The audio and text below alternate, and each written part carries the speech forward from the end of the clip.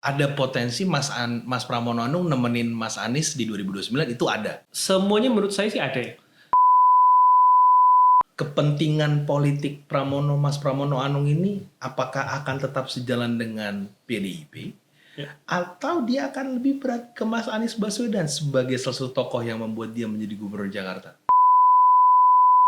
Apakah cerita Mas Hasto ini yang kita tahu sangat krusial akan berdampak pada situasi pengusung partai Mas Pramono Anung ini secara keseluruhan? Apakah kebijakan Mas Pramono Anung akan berkesinambungan dengan arah kebijakan dari Pak Prabowo secara kepemerintahan atau akan mengambil sikap yang cukup berbeda? Mengingat hari ini sudah ditetapkan Jakarta sebagai daerah yang khusus. Mas Pramono Anung dan juga Bang Dul ini kan di awal-awal selalu menyampaikan bahwa di Jakarta ini seperti David versus Goliath. David versus Goliath. Jadi manusia lawan monster gede gitu ya? Iya betul. Mungkin yang jadi monster siapa nih?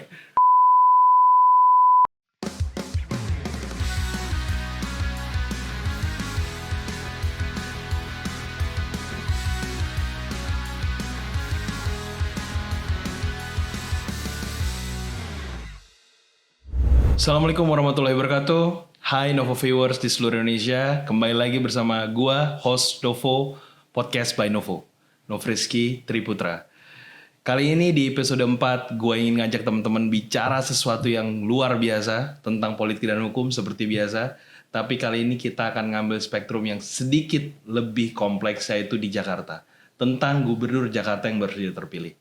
Nah, kita akan bicara ini dengan sosok yang sangat luar biasa, namanya Mas Andi Rahmat Santoso, yang kebetulan juga salah satu praktisi di bidang ilmu politik dan juga pernah terlibat dalam proses kampanyenya Mas Pramono Anung atau gubernur terpilih saat ini. Dia adalah co-founder dari Jikirti Minyili, Generasi Kita, Tim Penguin Nasional, juga Wakil Ketua Bidang Pengusaha Muda TPM Ganjar Mahfud, dan Presiden Mahasiswa Universitas Trisakti. Wah, luar biasa sekali referensinya dia.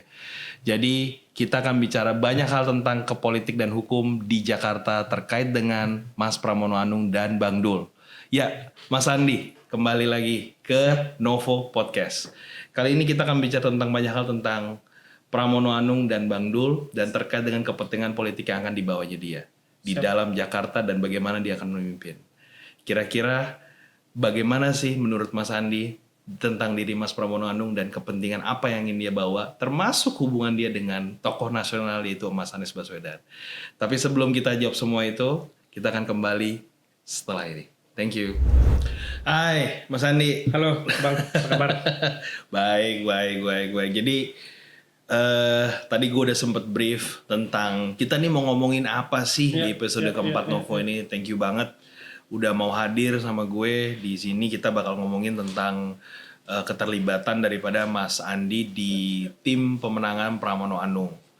Jadi kan politik yang ada saat ini di Jakarta ini kan masih menjadi daya tarik utama nih Mas Andi. Di semua lini politik Indonesia ini Jakarta nih masih menjadi the main player lah.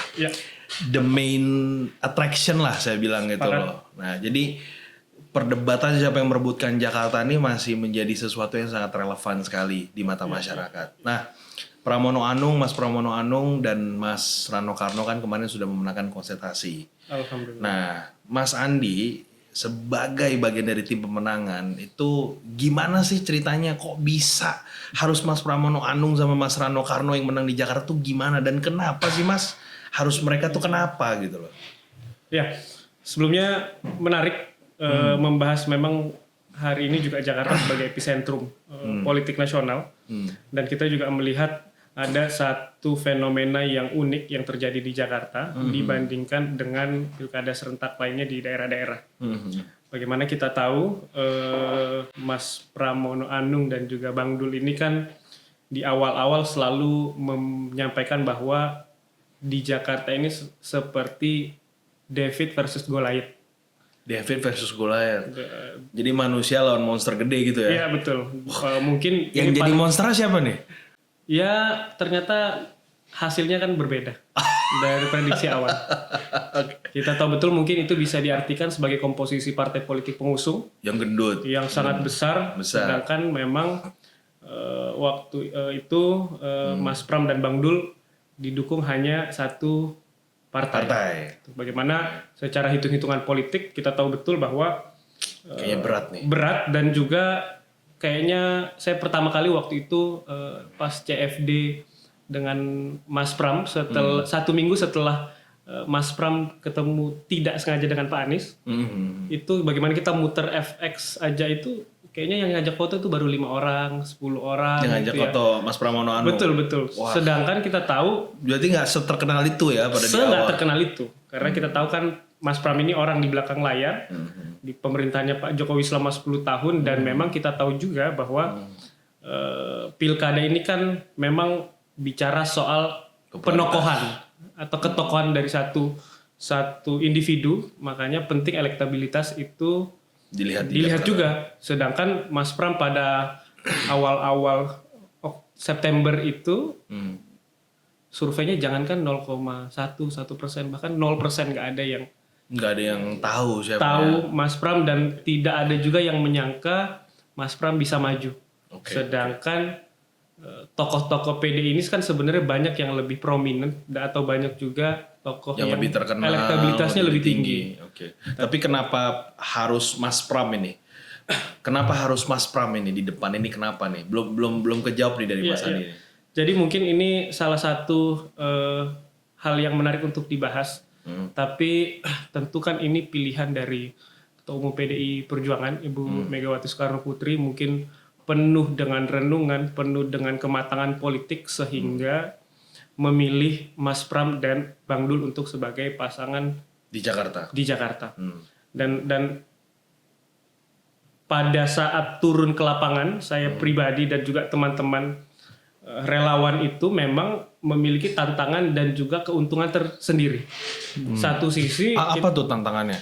Tantangannya ini kita turun waktu itu pertama kali, salah satu relawan kita itu memperkenalkan Mas Pram dan Bang Dul. Dia nanya, ini Mas Pram ini dari partai PKS ya? Atau Mas Pram ini siapa ya? Gitu ya.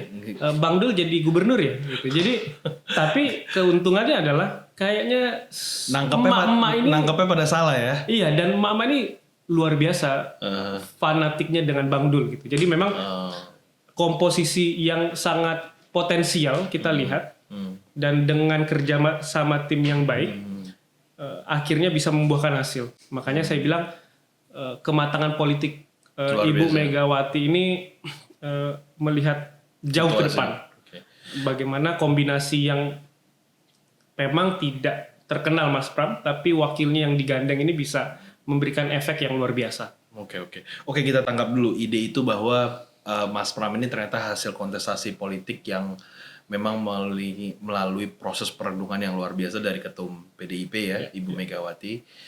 Tapi yang menarik saat ini adalah landasan kepentingan politik yang memang sudah terjalin sampai hari ini.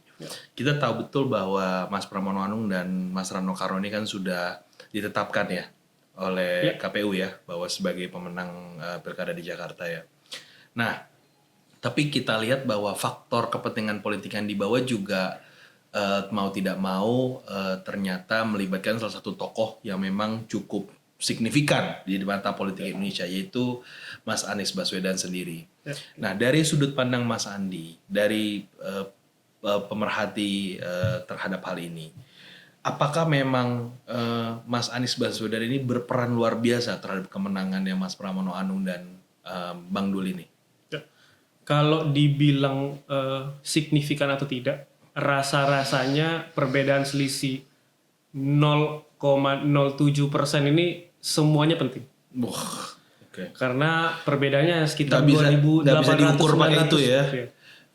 Jadi memang semuanya, bahkan organisasi relawan manapun bisa menganggap tanpa ada saya, kayaknya tidak possible untuk menang satu putaran.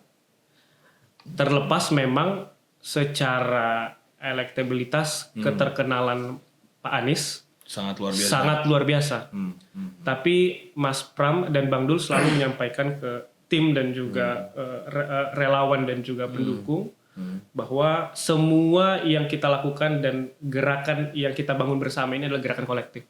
Tidak ada mana yang lebih penting, mana yang tidak lebih penting, bahwa semua sadar bahwa ini gerakan kolektif, bahwa Jadi, ini kemenangan bersama. Kemenangan bersama ya. Seperti itu. Bukan kita nggak bisa ngomong ibaratnya Mas Andi mau nggak, belum tentu gara-gara Mas Anies Baswedan memang berperan, tapi bukan berarti itu hanya karena Anies Baswedan. Gitu ya kurang lebih. Faktornya sangat banyak. Oke. Tapi ketika kita bicara tentang faktor politik yang melibatkan Mas Anies Baswedan sendiri, kan kita tahu bahwa kontestasi politik di Indonesia itu kan tidak ada yang satu arah linier, selalu berdinamis seperti cabang laba-laba gitu loh. Kita tahu betul bahwa Pak Anies ini di satu sisi adalah salah satu tokoh besar yang pernah terlibat dalam kontestasi Pilpres dengan Pak Prabowo juga dan Mas Ganjar. Nah, di mana menurut Mas Andi ya, di mana letak posisi Mas Pramono Anung dalam potensi keterlibatan politiknya lebih jauh di 2029 dalam rangka dukungan kepada Mas Anies Baswedan? Kira-kira kalau Mas Andi mau menebak bagaimana itu? Jadi posisi antara Mas Anies dalam proses pemenangan Mas Pram ini untuk tahun 2029 gitu maksudnya. Ya, betul. Tentu masih terlalu dini ya untuk kita prediksi, karena tapi kira-kira kalau mau diprediksi ya semua, saya nggak pernah mau menghilangkan semua probabilitas bahwa rasa-rasanya pada tahun 2019 sebelum pertemuan Pak Prabowo dan Jokowi di MRT itu kita tahu betul friksinya seperti apa, pun pada akhirnya pada tahun 2024 ya akhirnya Pak Prabowo bersama anaknya Pak Jokowi. Jadi probabilitasnya itu limitless lah, bahwa ada di media-media mengatakan bahwa ini menjadi salah satu opsi Pak Anies sebagai opsi PDI Perjuangan di tahun 2009. Kita belum tahu.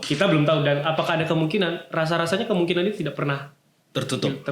Tapi artinya berarti Mas Andi mau menyimpulkan ada potensi Mas Pramono Anung nemenin Mas Anies di 2029 itu ada? Semuanya menurut saya sih ada ya. Pendapat pribadi saya melihat semua kemungkinan sangat-sangat. Berarti apakah Bang Dul akan mengambil posisi sebagai Gubernur Jakarta di 2029 atau seperti apa? Mungkin sebaliknya. Oh, sebaliknya. Kenapa saya bilang itu? Itu kan hipotesa yang kita bisa buat. Bahwa pada tahun 2017, rasa-rasanya yang lebih terdengar untuk bisa menjadi wakilnya Pak Prabowo adalah Pak Mas Anies. Tapi justru yang menjadi lawan utamanya adalah Mas Anies. Begitupun tahun 19. Waktu itu Bang Sandi jadi wakil gubernur. Mestinya lebih pantas gubernur DKI yang maju menjadi wakilnya Pak Prabowo, justru Bang Sandi. Ya. Nah, jadi sebenarnya sangat-sangat dinamis sekali. Oke, berarti ada satu pertanyaan sebelum kita masuk ke sebenarnya. Kepentingan politik Mas Pramono Anung ini apakah akan tetap sejalan dengan PDIP? Atau dia akan lebih berat ke Mas Anies Baswedan sebagai salah satu tokoh yang membuat dia menjadi Gubernur Jakarta? Nah, sebelum Mas Andi jawab, kita akan kembali setelah sesi yang berikut ini. Jadi, kira-kira kepentingan politiknya Mas Pramono Anung ini akan lebih berat kemana? Ke PDIP sebagai partai pendukung beliau, atau ke Mas Anies yang memang dengan gamblangnya dianggap sebagai tokoh yang menjadikan dia sebagai Gubernur Jakarta? Kira-kira menurut Mas Adi gimana nih? Kalau ada pertanyaan begini nih gimana nih cara jawabnya nih? Satu nih pertanyaan lebih susah daripada pertanyaan pembimbing skripsi saya, Bang. Nah, jadi tapi saya coba jawab seperti ini. Kita harus melihat satu tokoh Mas Pram ini ke belakang. Bagaimana kita lihat dan tahu betul bahwa keuntungan juga kita rasakan selama pilkada ini, beliau adalah politikus yang matang betul, mampu menilai dan mempertimbangkan segala hal yang memang bisa didapatkan seorang politikus itu masalah jam terbang. Kalau pertanyaan Bang Nove tadi, kemana? Kita harus melihat, kita harus ulangi pertanyaan Bang Nove. Tadi ada bahasan bahwa Pak Anies yang memenangkan. Kalau kita lihat ke belakang, nampaknya semua gubernur Akibat kematangan politik Pak Mas Pram ini, semua gubernur tuh disamperin loh. Bagaimana kita bisa lihat Bisa print sama? Mas Pram Oh, didatengin. Untuk minta wejangan. mendengar aspirasi, bagaimana kita bisa lihat pertemuan, tahu sejarah 2017 friksi yang sangat tinggi kuat antara Ahokers dan anak Abah. Kita lihat dengan kematangan politik Mas Pram bisa hadir satu panggung yang kemarin lagi viral ngobrol. Nah ini kan Dua tokoh bertentangan hadir dalam satu panggung. yang diorkestrasi dengan adanya Mas Pram. Nah, justru hal yang memungkinkan melihat latar belakang dari Mas Pram mungkin saja justru bisa berbarengan lagi, Bang, antara PDI dan juga Anies. Karena memang Mas Pram ini tokoh sentral yang bisa melebur dan sangat profesional. Bagaimana kita tahu beliau bisa dekat dengan Pak Jokowi menjadi seskap, terlepas memang waktu itu PDI Perjuangan mengusung pilihan presiden yaitu Mas Ganjar. Yang berbeda dengan kepentingan politik Pak Jokowi. Oke, kita tangkap itu dari satu argumentatif bahwa sangat tidak mungkin mereka bertiga melebur, ya, terhadap Mas Pramono Anung dengan kepentingan PDIP dan kepentingan Mas Anies sebagai tokoh nasional. Tapi di satu sisi kita tahu betul bahwa kontestasi di 2029 belum tentu yang kita bayangkan saat ini. Artinya terlalu banyak dinamika yang mungkin muncul di 2029. Tapi taruhlah ternyata Mas Pram sebagai salah satu bagian dari PDIP, ternyata ada satu pertimbangan kepentingan politik di 2029 yang mengembalikan posisi batu tulis seperti yang kita tahu sebelumnya. Ternyata PDIP bersama dengan Gerindra dan Pak Prabowo menjadi satu kesatuan yang sangat luar biasa. Nah, kita tahu betul keputusan ini akan memiliki konsekuensi yang sangat serius terhadap hubungan Mas Pram dengan Mas Anies sebagai tokoh yang juga mendukung beliau. Nah, dari sudut pandang Mas Andi, jika hal itu ada big if ya, ada jika hal itu terjadi, kira-kira Mas Pram sebagai gubernur Jakarta atau sebagai tokoh politik akan mengambil sikap seperti apa? Ya, sebenarnya menarik membaca gerakan yang akan dilakukan Mas Pram di tahun 2029. Ya. Tapi kembali lagi saya sampaikan bahwa Mas Pram ini dengan Mas Anies di banyak media disampaikan oleh Mas Pram bahwa kedekatan antara Mas Pram dan Mas Anies ini melampaui zaman lah. Jadi memang sudah kenal dari zaman mahasiswa gitu. Ya. Dan mereka memang teman lama katanya. Teman lama gitu ya. Dan bahwa ada satu kepentingan bersama yang akhirnya itu mempermudah untuk menyatukan dua kepentingan menjadi proses pemenangan di DKI itu menjadi satu tolak ukur ke depannya ketika ada hal-hal yang mungkin secara skema hampir sama. Jadi maksud Mas Andi, walaupun sikap partai Mas Pram nanti akan berbeda dengan kepentingan Mas Anies, Mas Pram tetap akan mengambil sudut pandang yang sedikit pragmatis, yaitu tetap bersama dengan kepartiannya tapi menghormati posisi Mas Anies. Kurang lebih begitu ya? Iya, karena kita harus mengakui bahwa Mas Anies dan Mas Pram ini dua politikus yang matang, jadi tidak mengenyampingkan kepentingan pribadi. Pastinya tentunya kepentingan nasional menjadi kepentingan utama dan tidak ada, kalau bahasa Gen Z itu baper-baperan lah. Bahwa kita di beda jangan baper dong. Nah, gitu betul. Bahwa ada perbedaan politik tapi pasti narasi yang dibentuk adalah persatuan dan kemaslahatan masyarakat. Bahwa jalurnya kan bisa berbeda, apa jalur perubahan tadi kan ada jalur keberlanjutan, atau gerakan keberlanjutan sama saja, tapi yang penting ya intinya kan harus di hilir atau ujung yang sama menurut saya. Oke, kita sedikit bergeser ke situasi Jakarta dulu nih Mas. Jakarta ini kan saat ini masih menjadi kota terbesar di Indonesia ya. Dengan populasi yang sangat luar biasa, dengan perbedaan kelas yang sangat luar biasa, dengan banyak anak muda dari berbagai macam generasi juga yang hadir di Jakarta. Kita melihat bahwa ketertarikan anak muda terhadap politik itu sangat tinggi.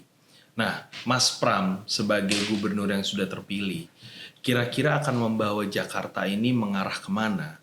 mengarah dalam artian secara politik praktis memang anak-anak muda akan lebih terlibat di dalam kepentingan politik praktis Mas Pram, atau akan tetap mengarahkan gayanya seperti politikus lain yang banyak sekali tokoh-tokoh yang sudah tua yang lebih berpengalaman yang akan terlibat. Karena ini menurut saya penting. Jadi apakah ini menjadi akan trademarknya Mas Pram atau bagaimana? Menurut Mas Andi gimana? Menurut saya punya pandangan yang positif dan optimis ke depannya di pemerintahan DKI. Itu Mas Pram akan sangat melibatkan banyak anak muda. Tentu bukan tanpa alasan mengapa saya menyampaikan hal tersebut, karena hal itu saya bisa lihat semenjak dalam proses pemenangan. Bagaimana Mas Pram mau belajar, punya kedewasaan politik untuk bisa lebih mendengar masyarakat golongan Gen Z dan milenial ini. Kita tahu betul di Instagramnya nampaknya agak susah ngelihat Mas Pram itu joget-joget jedak-jeduk gitu ya. Tapi karena beliau mau, beliau juga di-assist sama salah satu anaknya Mbak Dila untuk bisa tetap relevan. Tuh dan sudah terbentuk juga nih Bang, di media kemarin baru rilis. Jadi dalam proses setelah penetapan sampai proses pelantikan telah dibentuk yang namanya tim transisi, Bang. Tim transisi dari gubernur sebelumnya, dari Pak Heru? Iya, untuk yang sebelumnya biar smooth transition ya? Biar smooth transition dan agar bisa ketika menjabat setelah dilantik bisa tidak bekerja secara efektif. Langsung. Karena kita tahu juga salah satu janji kampanyenya ini untuk di tim transisi ini untuk menyiapkan 100 hari kerja pertama. Secara politik itu sangat penting, secara opini publik bagaimana kita tahu pentingnya 100 hari kerja pertama, dan itu tidak ada kata istirahat dari Mas Pram dan Bang Dul. Jadi memang setelah penetapan tim transisi langsung geber setelah pelantikan harapannya langsung memenuhi janji-janji kampanye dalam proses 100 hari. Banyak seperti contoh-contohnya menyelesaikan kasus Kampung Bayam. Terus kita juga Mas Pram Bang Dul juga menjanjikan sarapan gratis. Oh, mirip dengan Pak Prabowo iya, dong. Jadi makan paginya Pemda DKI, makan siangnya ya itu dari Badan Pak Prabowo. Gizi Nasional. Seperti itu. Oke, saya pertanyaan yang menurut saya nih ditunggu-tunggu oleh para viewers daripada Novo nih. Karena menurut saya pertanyaan ini yang paling mereka tunggu. Kenapa? Karena mereka pengen tahu nih arahnya kemana gitu loh. Tadi Mas bilang ada sarapan gratis, ditabrakan juga dengan Gizi Nasional, Badan Gizi Nasional yang memang punya program pembawa terkait dengan makan gratis. Gratis. Apakah menurut Mas Andi kebijakan Mas Pramono Anung akan berkesinambungan dengan arah kebijakan dari Pak Prabowo secara kepemerintahan, atau akan mengambil sikap yang cukup berbeda? Mengingat hari ini sudah ditetapkan Jakarta sebagai daerah yang khusus. Nah, itu pertanyaan yang menurut saya kepentingannya lebih besar. Karena itu akan menentukan apa yang akan dibawa Mas Pramono Anung di 2029. Sebelum dijawab, kita akan kembali di sesi selanjutnya. Thank you. Nah, jadi kepentingannya Mas Pramono Anung dalam konteks kebijakannya dalam memimpin Jakarta saat ini dan hingga 2029 nanti. Kita tadi tahu ada dua contoh, salah satu kebijakan yang mirip sekali dengan kebijakan Pak Prabowo. Apa sebenarnya yang akan dibawa kepentingannya dalam hal ini? Apakah kepentingan Mas Pramono Anung dalam memimpin Jakarta akan seirama dengan pemerintah Indonesia saat ini? Atau akan mengambil satu sudut pandang yang belum tentu sama tapi tetap seirama? Nah, apa nih kira-kira yang mau dibawa Mas Pramono Anung dalam hal ini? Kira-kira menurut Mas Andi gimana? Saya rasa jawabannya sudah cukup jelas ya. Banyak statement-statement yang bisa kita lihat di media. Mas Pram menyampaikan bahwa siap untuk sejalan dengan pemerintah pusat atau Pak Prabowo, gitu ya. Terlepas memang tujuan akhirnya adalah ya membuat Jakarta menyala gitu. Jadi memang salah satunya mengapa saya adalah salah satu orang waktu itu pertama kali mendengar program sarapan gratis. Jadi memang waktu itu kita ada acara namanya Nyalain Pram di Kampung Apung, Kapuk Teko. Jadi memang itu orang bertanya dan di situ juga pertama kali disampaikan bahwa akan ada program sarapan gratis yang menunjukkan, di situ orang kaget. Kita tanya ke tim, sudah ada briefing ini belum? Oh ternyata memang inisiasinya langsung dari Mas Pramono Anung. Yang memang kita bisa lihat bahwa ada political will juga yang ingin inline bersama dengan pemerintahan pusat. Seperti itu. Jadi konsep yang mau dibawa akan tetap sejalan dengan pemerintah. Ya, saya rasa cukup jelas. Berarti kan Mas Pramono Anung dalam posisi dia sebagai gubernur Jakarta yang diusung oleh PDIP juga harus mempertimbangkan suara daripada PDIP sebagai partai pengusung. Ya. Dengan jawaban Mas Andi tadi artinya dia juga mampu untuk bridging antara apa yang akan dia bawa sebagai gubernur Jakarta dengan kepentingan partai pengusungnya juga, gitu loh. Nah, dalam kontekstual seperti itu, kita lihat bahwa saat ini saya akan bergeser sedikit bahwa terlepas ada keterlibatan pemerintah tidak, itu tidak ada yang bisa jawab, Mas. Tapi kita tahu betul saat ini partai PDIP disebut-sebut sebagai salah satu partai oposisi terbesar pemerintah saat ini. Walaupun memang label oposisinya masih kita pertanyakan. Karena ada yang ingin sejalan, ada yang ingin memang terpisah. Nah, dikaitkan dengan satu berita yang saat ini memang cukup menggembarkan dunia perpolitikan. Kira-kira menurut Mas Andi, dalam kaitannya dengan sebagai partai pengusung Mas Pramono Anung, apakah cerita Mas Hasto ini yang kita tahu sangat krusial akan berdampak pada situasi pengusung partai Mas Pramono Anung ini secara keseluruhan? Ya, kalau menjawab pertanyaan itu disclaimer pertama saya bukan anggota partai dan rasanya juga menebak isi dari proses politik yang ada di dalam internal satu partai kayaknya bukan domain saya, Tapi kalau saya sebagai pendukung Mas Pram percaya sebagai betul, pendukung Mas Pram gimana? Percaya betul bahwa orientasi Mas Pram ini selalu berorientasi terhadap kemaslahatan masyarakat luas, khususnya warga Jakarta. Sebagai contoh, kita lihat bahwa bagaimana pada saat Mas Anies menjadi gubernur PDI di Kota Jakarta, Provinsi Jakarta itu kan salah satu oposisi yang kuat gitu ya. Digempur habis-habisan ya. Bagaimana mengkritisi JIS apa segala macam gitu ya. Tapi ketika dalam proses kampanye kemarin justru orientasinya justru fokus terhadap masyarakat luas, khususnya misalnya di Jackmania yang ingin menjadikan JIS menjadi satu Jackmania Center gitu. Betul. Karena kan kita tahu Mas, jadi kalau dalam kontekstual kebijakan politik sendiri pun yang diambil oleh gubernur, ketika memang ada kepentingan politik yang berbeda dari partai pengusungnya juga akan memberikan dampak terhadap kritikan terhadap kebijakan yang akan diambil oleh gubernur itu sendiri. Mas tadi kasih contoh terhadap JIS itu juga gitu loh. Nah, kenapa? Karena kaitannya dengan kebijakan yang akan diambil oleh Mas Pramono Anung, apakah akan berdampak kepada banyaknya kritikan yang akan dia terima nantinya? Ini menjadi tolak ukur yang serius.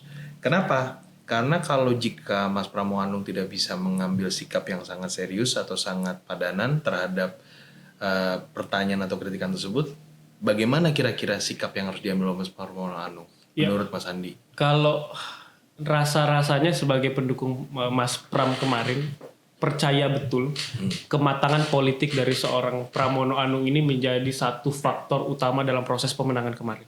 Bagaimana kita tahu betul salah satu lawannya adalah Mas Kang Emil ya, yang menarik kemarin justru yang pertama kali diundang ke Kertanegara justru Mas Pram.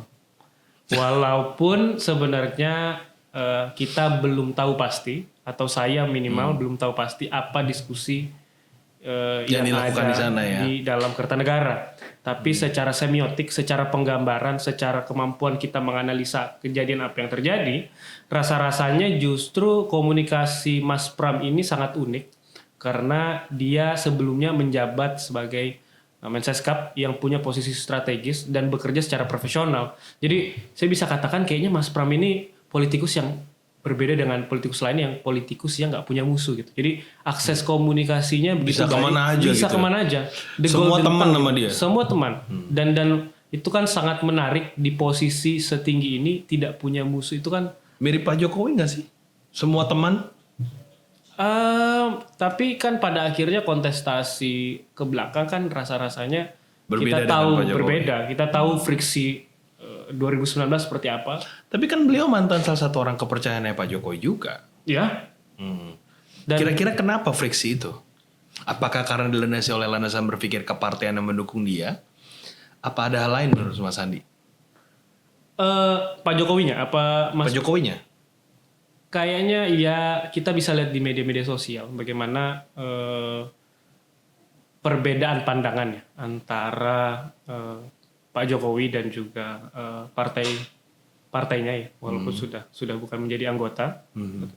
Perbedaan pandangan ini yang rasa-rasanya saya sebagai masyarakat awam pun belum bisa mengetahui gitu apa sih yang yang jadi masalah? iya kalau di media kan banyak ya berseliweran alasannya ya, tapi kayaknya yang tahu itu bukan saya seorang relawannya Mas Pram gitu.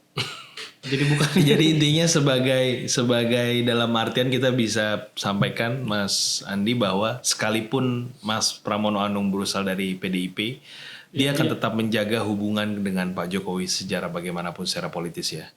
Ya dan semua pihak menurut saya, Bang, bukan hanya Pak Jokowi.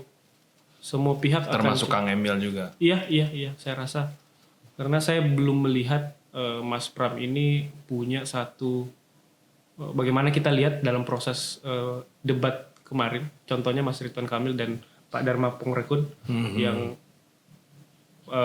Pak Dharma Pongrekun justru kayak saya sangat hormat dengan atasan saya. Bagaimana juga Kang Emil mengakui kemampuan politik atau pengalaman politik dari situ kan kita bisa melihat bahwa Mas Pram ini politikus yang agak unik.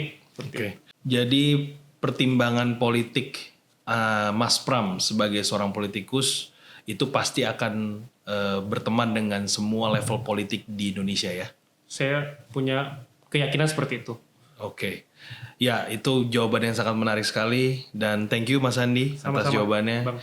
Ini pembicaraan yang sangat mengedukasi dan semoga menjadi referensi dan pencerahan buat teman-teman Novo viewers.